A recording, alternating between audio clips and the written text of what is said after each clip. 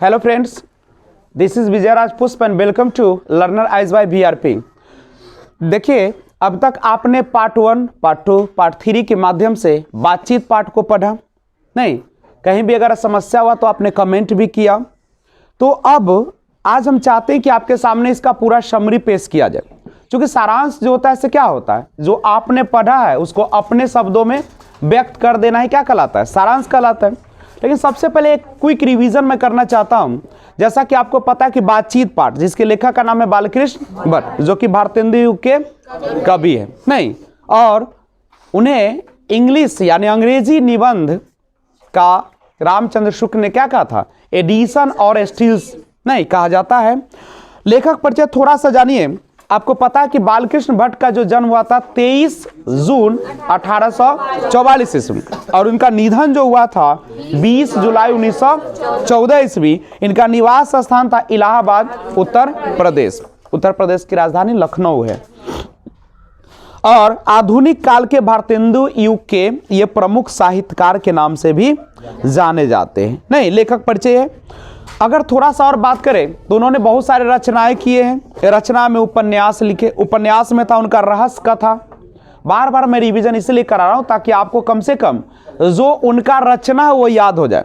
Option 2 तरीके से पूछा जाता है। ऐसे पूछेगा, ये बताइए निम्नलिखित में से कौन सी रचनाएं बालकृष्ण भट्ट द्वारा लिखी गई है या बालकृष्ण भट्ट द्वारा नहीं लिखी गई। 3 दिया रहेगा और 1 रहेगा अलग से दिया हुआ। नहीं तो आप उसको तभी बना सकते हैं जब आपको क्या हो, रचनाएं उनकी याद हो। नहीं तो लेखक परिचय में उपन्यास देखेगा। उपन्यास में पहला था रहस्य कथा, दूसरा था नूतन, ब्रह्मचारी, 100 अजान, एक सुजान, गुप्त बैरी, रसातल, यात्रा, उचित, दक्षिणा, हमारी घड़ी, सद्भाव का अभाव। बार बार सुनिए, बार बार इसको रिकॉल कीजिए।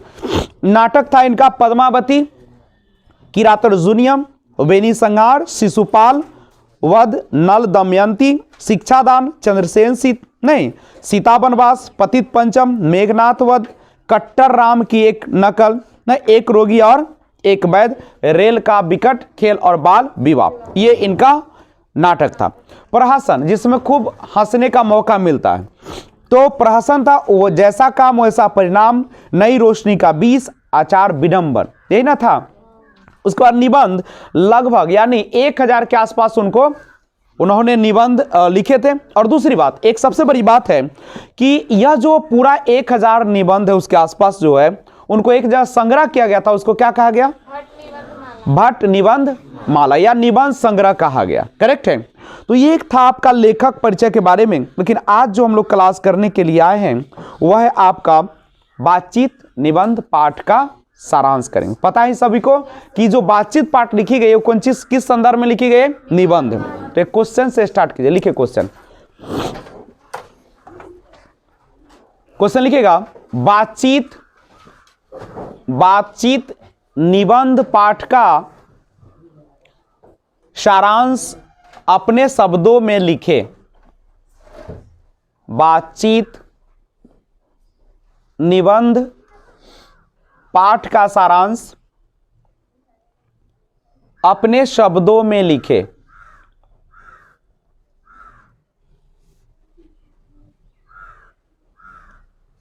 तो सबसे पहले मैं अपने शब्दों में सारांश आपको लिखा देता हूं। आप खुद प्रयास करेंगे घर पे, नहीं, और फिर मैं और समझाने का प्रयास करूंगा। तो आइए शुरुआत करें।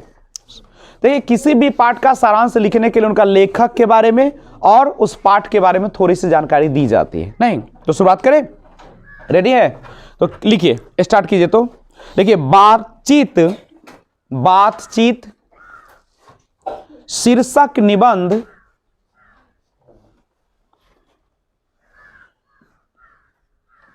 बालकृष्ण भट्ट द्वारा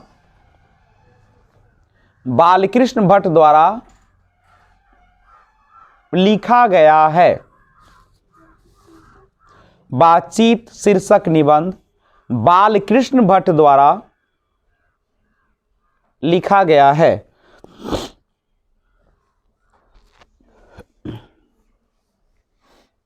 जिसमें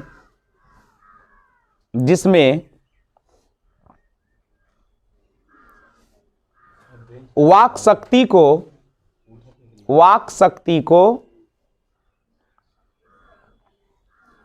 लेखक ने ईश्वर का वरदान बताया है। जिसमें वाक शक्ति को लेखक ने ईश्वर का वरदान बताया है।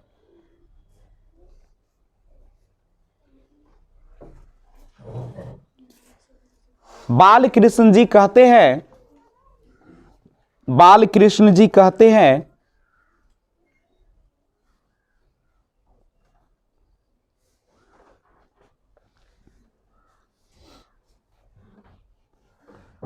कि वाक शक्ति, बालकृष्ण जी कहते हैं कि वाक शक्ति अगर मनुष्य में ना होती, वाक शक्ति अगर मनुष्य में ना होती तो ना जाने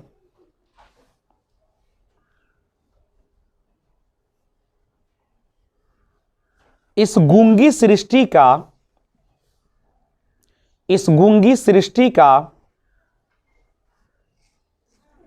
क्या हाल होता।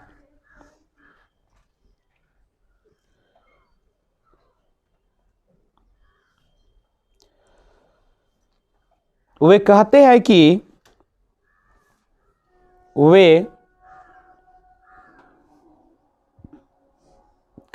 कि बातचीत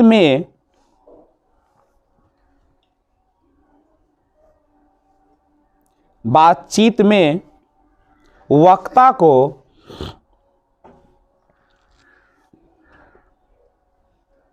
स्पीच की तरह नाज नखरा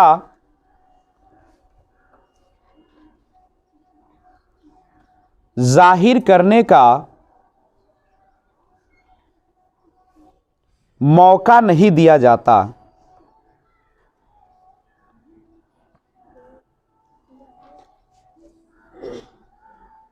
जाहिर करने का मौका नहीं दिया जाता। वे कहते हैं कि वे कहते हैं कि जैसे आदमी को जिंदगी मजेदार बनाने के लिए, जिंदगी को मजेदार बनाने के लिए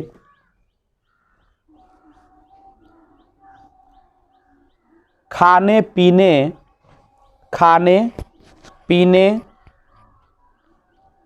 चलने फिरने इत्यादि की जरूरत है।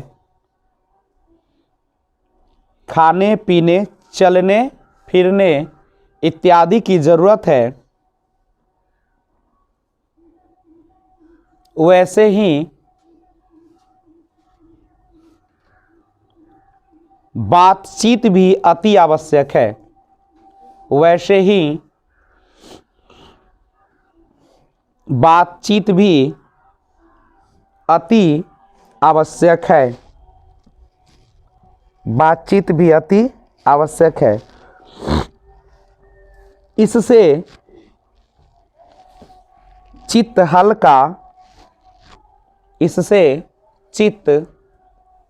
हल्का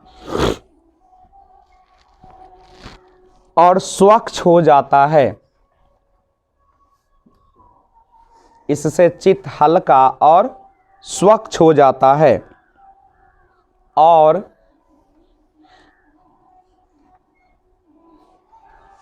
मवाद जो हृदय में जमा रहता है, मवाद जो हृदय में जमा रहता है वो भाप बनकर उड़ जाता है। वो भाप बनकर उड़ जाता है।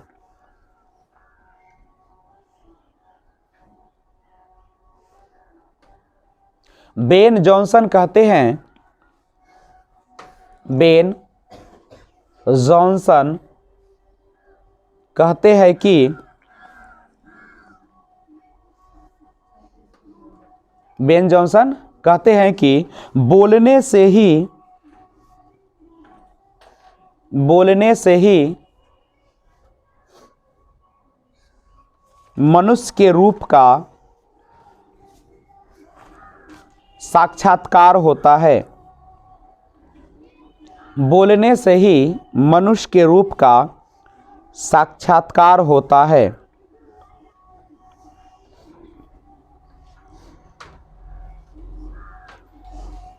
एडिसन मानते हैं कि एडिशन मानते हैं कि असल बातचीत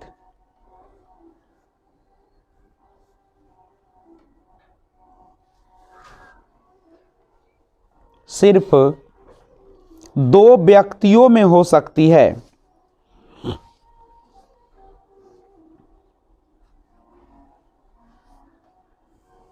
असल बातचीत सिर्फ दो व्यक्तियों में हो सकती है, अर्थात जब दो लोग होते हैं तभी अपना दिल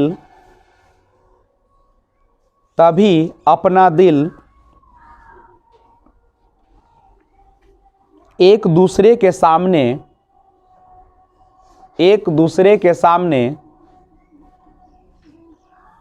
खोल पाते हैं।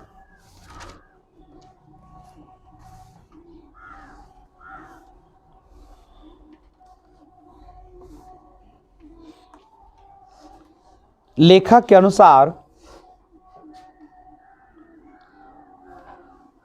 तीन लोगों के बीच बातचीत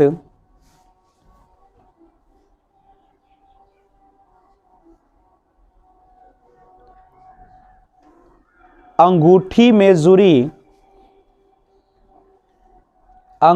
में जुड़ी नग जैसी होती है।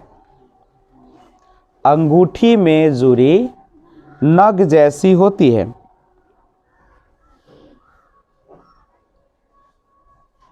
चार लोगों के बीच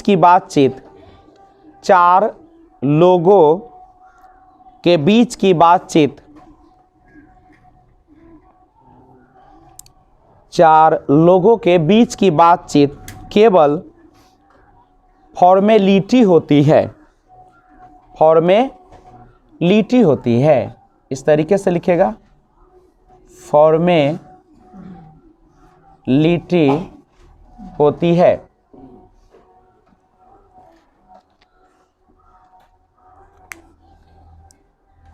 लेखक कहते हैं कि फॉर्मेलिटी होती हो गया। नेक्स्ट लिखिए। लेखक कहते हैं कि यूरोप के लोगों में बातचीत का हुनर है।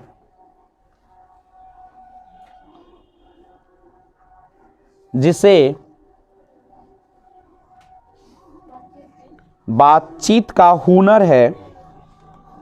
लेखक कहते हैं कि यूरोप के लोगों में बातचीत का हुनर है, जिसे आर्ट ऑफ कन्वर्सेशन कहते हैं। जिसे आर्ट ऑफ कन्वर्सेशन कहते हैं। लेखक कहते हैं कि यूरोप के लोगों में बातचीत का हुनर है, जिसे आर्ट ऑफ कन्वर्सेशन कहते हैं।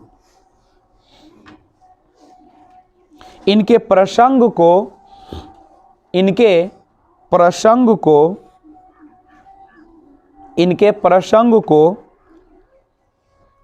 सुन के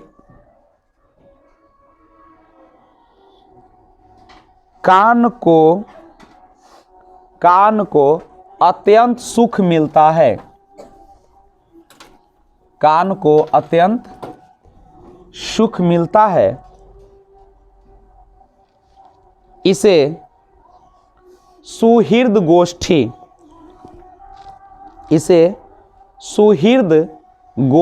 कहते हैं। इसे सुहृद गोष्ठी कहते हैं। सुहृद गोष्ठी किसे कहते हैं?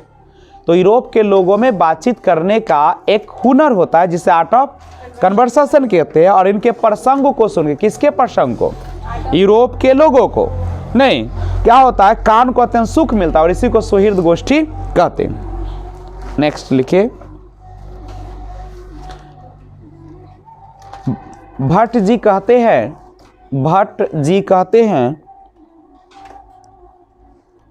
कि हमें अपने अंदर ऐसी शक्ति पैदा करनी चाहिए, हमें अपने अंदर ऐसी शक्ति पैदा करनी चाहिए जिससे हम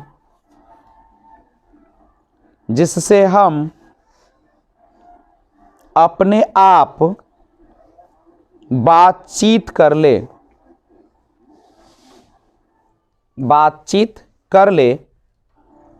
और बातचीत का यही उत्तम तरीका है। मिला लीजिएगा। भट्ट जी कहते हैं कि हमें अपने अंदर ऐसी शक्ति पैदा करनी चाहिए जिससे हम अपने आप बातचीत कर ले और बातचीत का यही उत्तम तरीका है। तो आपने देखा बातचीत का सारांश, जिसमें आपने यह देखा कि बातचीत क्या है। अब सिंपल सी बात है कि ईश्वर ने हमें बहुत सारी इंद्रियां प्रदान की है, उनमें से एक है हमारी वाक शक्ति। नहीं, कहता कि वाक शक्ति का होना हमारे जीवन में बहुत ही ज़्यादा ज़रूरत है। क्यों? क्योंकि अगर वाक शक्ति न होगा तो फिर हम अपने अंदर की बातों को बाहर नहीं निकाल पाएंगे और बातचीत के जरिए हम लोग अपने अंदर की मवाद को, धुआं को क्या करते हैं? बाहर निकाल पाते हैं। और बातचीत के संबंध में बालकृष्ण भट्ट यह भी कहते हैं कि बातचीत का सबसे उत्तम तरीका होता है अपने आप से बातचीत करना। सबसे अच्छा तरीका है कि खुद से बात किया करो। और इसके बारे में बहुत सारे मत हैं।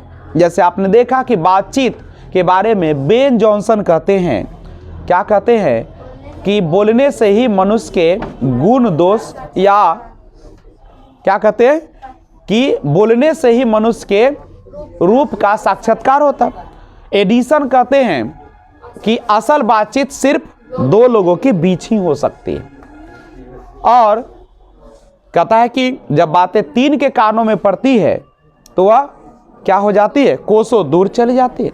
और जब चार के कानों में पड़ती है तो वह बेतकल्लुफी की बात होने लगती है। जो बात होनी चाहिए वो बात नहीं होती है। और बातचीत जब चार से अधिक के बीच होती है तो उसे राम रमौवल कहते हैं। और यूरोप के लोगों में बातचीत करने का एक हुनर है, एक शैली है, एक कला है, जिसे हम लोग आर्ट ऑफ कन्वर्सेशन कहते हैं। और उसके प्रसंग को सुनने के बाद हमारे कानों को क्या मिलता है? सुख मिलती है, और जिसे सुहृद गोष्ठी के नाम से जानते हैं। यही ना, यहाँ तक एग्जाम्पल भी देते हैं बालकृष्ण भट्ट जी कि रॉबिन्सन क्रूसो, जो कि 16 वर्षों तक जंगलों में रहा, उसने कभी मनुष्य का मुख नहीं देखा। लेकिन जब फ्राइडे के मुख से, आखिर फ्राइडे ने उस जंगली भाषा में कुछ बोला था, लेकिन जब उसकी बातों को सुनते हैं कौन? रॉबिन्सन क्रूसो, तो उसे लगता है कि फिर से हमने मनुष्य का चोला पहन लिया है या पाया है। यानी मनुष्य के बातचीत में या वाक शक्ति में एक ऐसी शक्ति होती है जो किसी को भी किसी भी हद तक लुभा सकती है। नहीं, और बातचीत अनेक लोगों का अनेक प्रकार का हो सकता है। अगर दो बुढ़ियों की बातचीत हो तो अपने बहू और बेटे और नहीं पर के शिकायत पर हुआ करती। बूढ़े लोगों का हो तो जमाने की शिकायत कि हमारे जमाने में ऐसे होता था, आज तो कुछ होता ही। 10 बात बोलते तो उसमें से करीब कितने 4 झूठ की 6 झूठ होती है और 4 सही होती है। नहीं, और अगर हम 2 सहेलियों की बात करें तो उनका निराला ही कुछ और होता है। अगर 2 लड़कों की बातचीत की बात करें तो हवाई किला जैसा बात होता है। नहीं, लगता है कि उसके जैसा कोई है ही नहीं, और खिलाड़ी हुए तब तो अपने बड़ाई में ही पूरी बात को खत्म ही नहीं होती। तो बातचीत करने का, वो बालकृष्ण भट्ट जी ये भी कहते हैं कि बातचीत करने का जिस प्रकार से हमारे जिंदगी को मजेदार बनाने के लिए खाना पीना चलना फिरना आदि की जरूरत होती है, उसी प्रकार से हमें बातचीत की भी जरूरत होती है। नहीं, बातचीत के बिना हम अपने चित्त को स्वच्छ और हल्का नहीं कर सकते, इसके लिए बातचीत करना पड़ता ही है। नहीं, और वो कहते हैं कि सबसे अगर उत्तम तरीका बातचीत करने का है तो वह तरीका है आपका खुद से बात कर लिया करे। और जो भी बातचीत करते हो वह कैसा होना चाहिए, स्पष्ट होनी चाहिए, घुमावदार नहीं होना चाहिए, घुमा फिरा कर बोली नहीं गई हो। जो भी बात बोलते हो सामने वाले को समझ में आ जानी चाहिए और स्पष्ट शब्दों में बोला जाए। जो कहना चाहते हो वह स्पष्ट बोलो, घुमा फिरा कर बोलना नहीं चाहिए।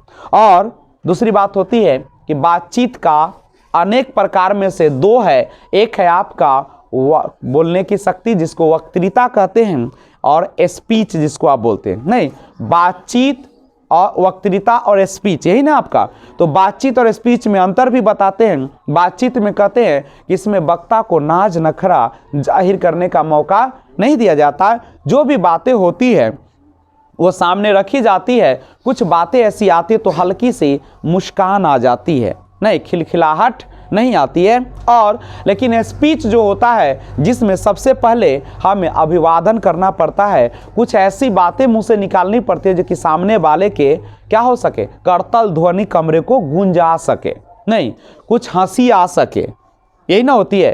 तो इन माध्यमों से बातचीत पाठ का सारांश हम यहीं पे क्या करते हैं, समाप्त करते हैं। और आपको समझ में भी आ गया होगा। अगर क्वेश्चन भी पूछे तो मैं आशा करता हूं कि आप सारे प्रश्नों का जवाब दे देंगे। तो फिर मिलते हैं एक और वीडियो के साथ। लेकिन अगर नए व्यूअर्स हो तो चैनल को सब्सक्राइब करके बेल आइकन कॉल पे प्रेस कर दीजिएगा। Thanks for watching. जय हिंद, जय भारत। तो ये था आप